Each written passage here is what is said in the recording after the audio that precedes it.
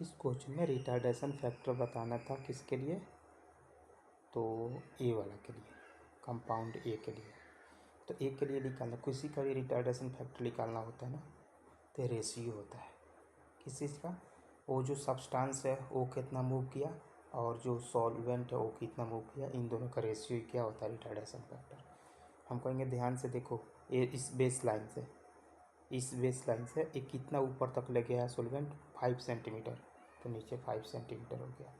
और एक कहाँ कितना गया है, 2 गया है, 2 सेंटीमीटर, ठीक है ना। तो इसको सॉल्व कीजिएगा, हो जाएगा 0.4, चाहे इसको क्या लिख सकते हैं 4 × 10⁻⁻1, और आंसर इसका ही हो जाएगा। अगर पूछता कोई कि बी के लिए बताओ रिटार्डेशन फैक्टर क्या है, तो रिटार्डेशन फैक्टर ई कितना मूव किया है, तो 2 2 4 सेंटीमीटर, ओके। और सोलवेंट कितना मूव किया इस लाइन से, बेस लाइन से 5, तो 5 रख दो, 5 सेंटीमीटर। इसको जब सॉल्व करेंगे तो 0.8 आ जाएगा, चाहे 8 × 10⁻1 आ जाएगा।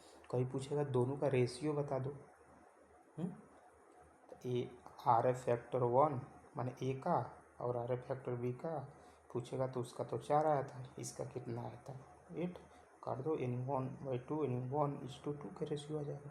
तो कुछ भी ऐसा पूछा जा सकता है। कोई पूछ लेगा बताओ RF फैक्टर किसके लिए जाता है, ठीक है ना। फिर से दूसरा का क्वेश्चन बनता है कि बताओ इसमें कौन ज़्यादा पोलर है, तो जो जितना कम पोलर होता है ना इस बेस लाइन से उतना ऊपर चढ़ा होगा, यानी बी जो होता है ना उसका पोलरिटी कम है कंपेयर टू ए, समझ में आया, इससे पता चलता है।